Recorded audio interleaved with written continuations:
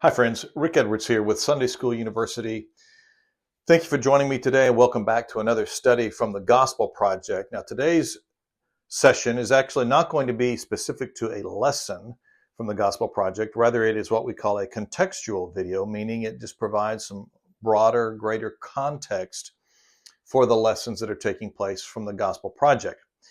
And today is going to be a little bit unique because we're looking at a particular topic that is apparent and comes up in the book of Daniel, specifically the first chapter of Daniel, that I think is extremely relevant and important for us to capture today and observe and see the implications of this for our own culture, for our own churches today. Okay? That's why I'm calling it Language Arts in the book of Daniel. We're going to be talking about the role of language arts in the book of Daniel and the implications of that for us today. Okay? So, everything we're going to be looking at is from chapter 1, which is significant because typically the early verses of any book are significant because they help set the stage for everything that comes, okay? So everything we're looking at today in relationship to language arts in the book of Daniel is taken from chapter 1, okay? So you with me? All right, chapter 1. I want to begin by reading verses 3 and 4. Now, notice that 3 and 4 really comes early in the book, okay? It's just the third and fourth verses. And the first two verses, the first two verses really set the whole stage, just set the historical context for what this book is about. Where are we in history in this book? So in a sense, verses 3 and 4 are the first verses that Daniel records that help really get into what the book is about, okay? So apparently, Daniel, writing years later, probably some 60 or 70 years later, Daniel recording this, looking back on his experiences, perceives that this issue of language arts is important enough that he includes it, and not only includes it in his book, but he includes it extremely early. Virtually the first thing he talks about is his training in the language arts, okay? So listen to me as I read chapter 1, verses 3 and 4. Okay, it says, the king ordered Ashpenaz, the chief of his court officials, to bring some of the Israelites from the royal family and from nobility.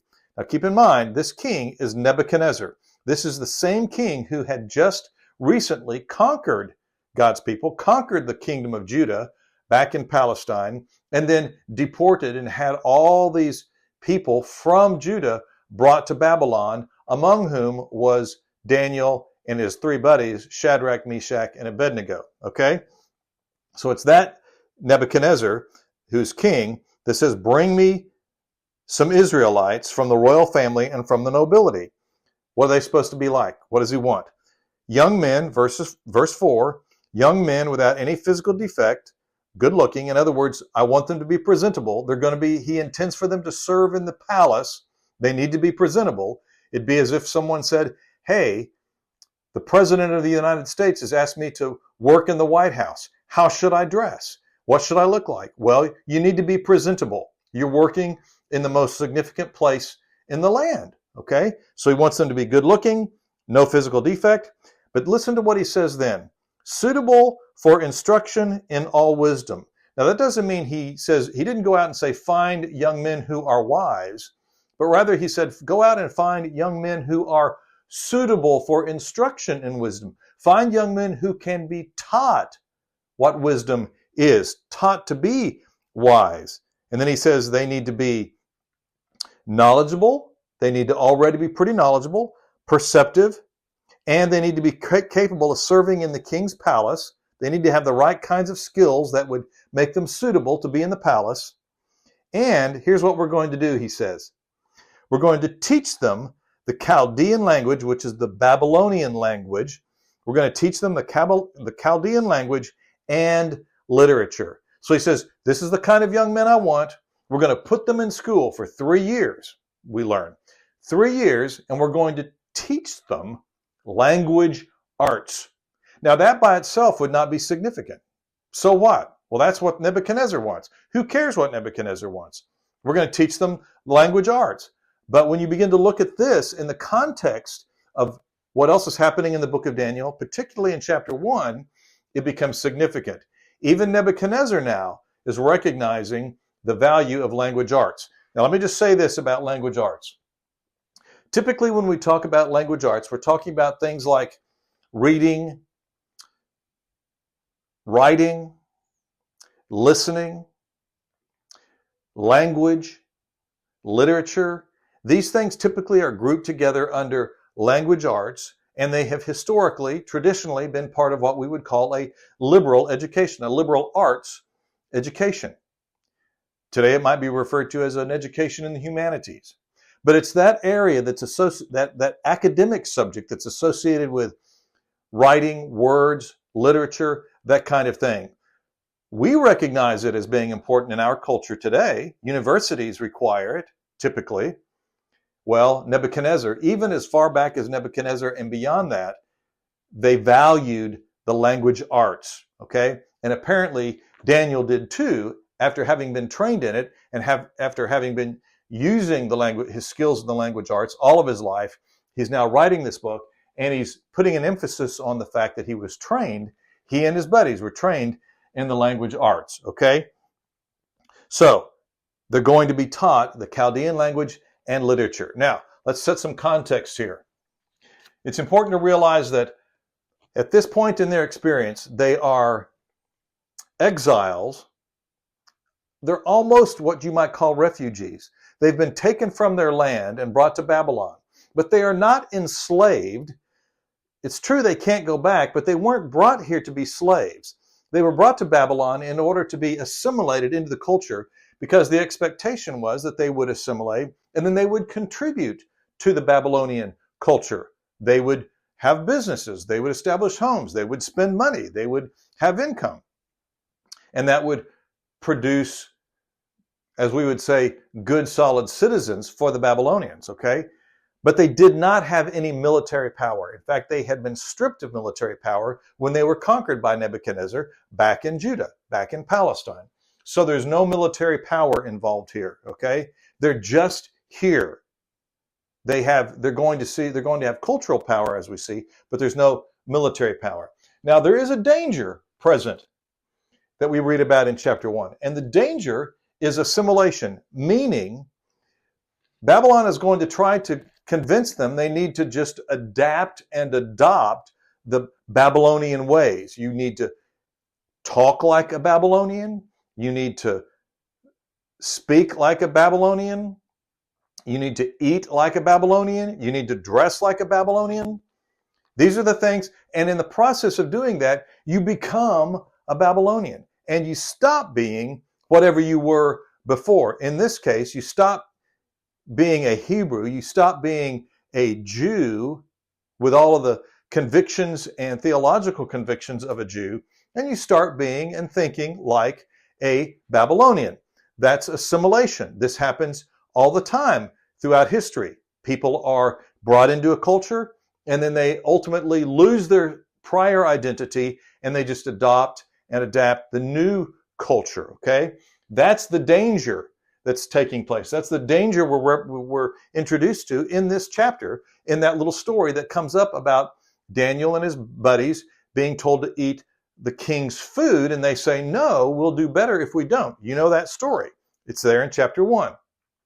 So here's what happens. That's the danger. But they resist assimilation.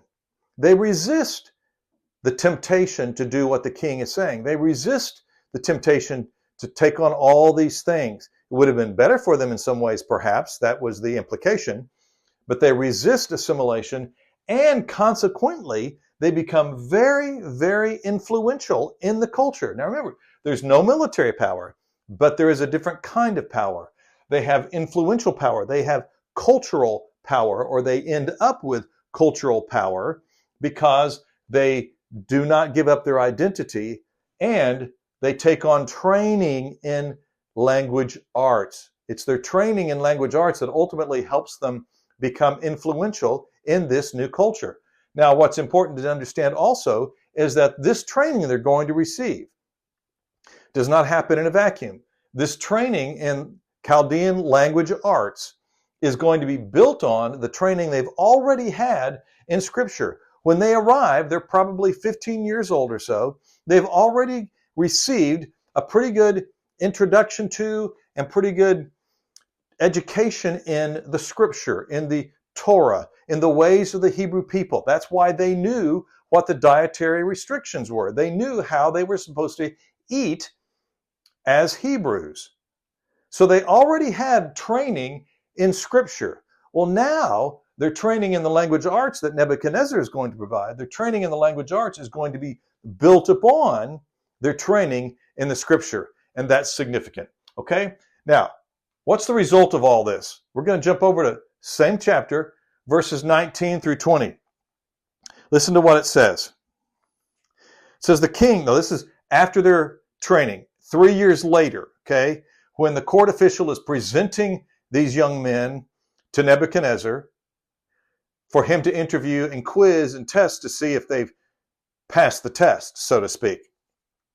So verse 19, chapter 1, the king interviewed them. This is still Nebuchadnezzar. And among all of them, no one was found equal to Daniel, Hananiah, Mishael, and Azariah. Those three, those are different names. We refer to them as Shadrach, Meshach, and Abednego. So they, because they were so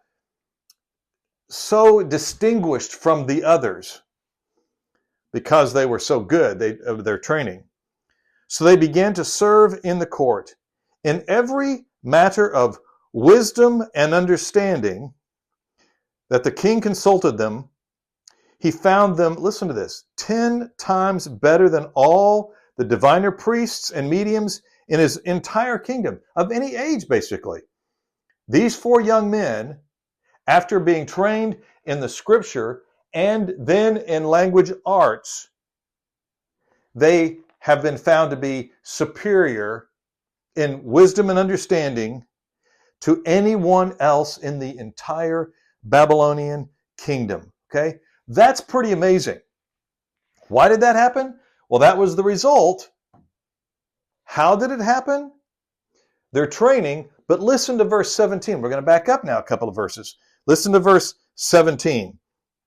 So, they've had this training. Throughout the training, it says, verse 17, God gave these 4 young men knowledge and understanding in every kind of literature and wisdom. That's the language arts. God gave them understanding and knowledge when it comes to the language arts, okay? These things that we're talking about. So it's important to understand. They're getting trained in these things. It's not that God just opened up their heads and poured all this knowledge in. No, they were studying. They were being trained. They were reading. They were experiencing and acquiring knowledge as they were studying. But in the process of their education, God is blessing their education, their Babylonian education, their language arts education. God is blessing that so that he's bringing together not just his blessing on them, not just his inspiration on them, not just his favor on them, but he's using the education that the Babylonian people are providing. It's really fascinating. So that's how it happens. Verse 17. They're in this training.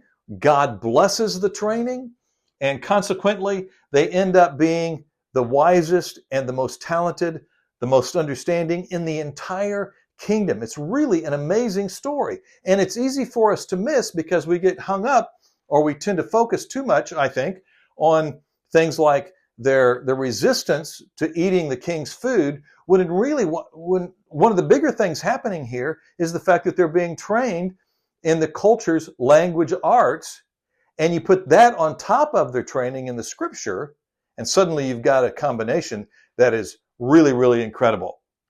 So here, let me wrap up if we can. The bottom line is that God used this training in language arts in combination with their training in the Scripture. God used these things to help them excel. He used their familiarity with the Scripture. They already had some familiarity with the Scripture. They already had that when they got there. We know that. He used their existing skills. We know from the earlier verses that they already had wisdom, they already had knowledge. They were knowledgeable, perceptive. They already had skills that they brought.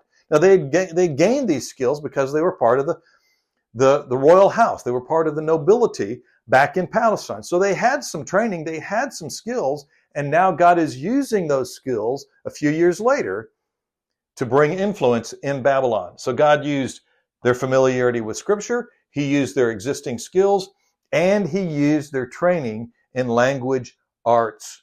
Okay? God brought all of these things together to make them some of the most influential people in the entire kingdom. In fact, we discover as time goes along that they become so influential. At one point, Daniel is essentially made the top dude next to the king. Okay? So these four who collectively represent the entire people of God living in Babylon, these Jews become super influential in Babylon, even though they have no military power, and even though they refuse to assimilate, they become extremely influential. Now, folks, there's an implication here for us. If we want to influence our culture, and we do as Christians, we want to influence our culture. It is not done primarily through military power. That's not how you influence culture. You can obviously influence culture that way, but that's not how God calls us to do it. We influence culture when we are trained in the Scripture, when we develop good skills that are valuable to our culture, and when we have training in the language arts. So, if you as a Christian in your church or in your community or in your sphere of influence, if you have influence over how children and young people are educated, and I don't know what that may be. Perhaps you're a church staff member. Perhaps you are an educator in a school. Perhaps you are a parent of children or young people.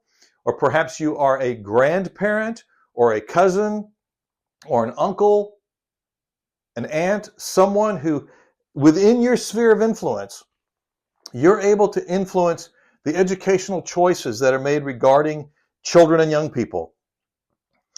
Please recognize the value of training in language arts, okay? It's there in the book of Daniel. It's all in chapter 1. I'm not reading into this, folks. It's all there. So please recognize, Daniel understood it. He recognized it. Even Nebuchadnezzar, the pagan king, who ultimately also acknowledged Daniel's God more than once, they recognized the value of training in language arts. And I hope that you will take opportunities as they come to you to help other people understand and recognize the value of training in language arts. I hope that's been helpful. We'll see you next time.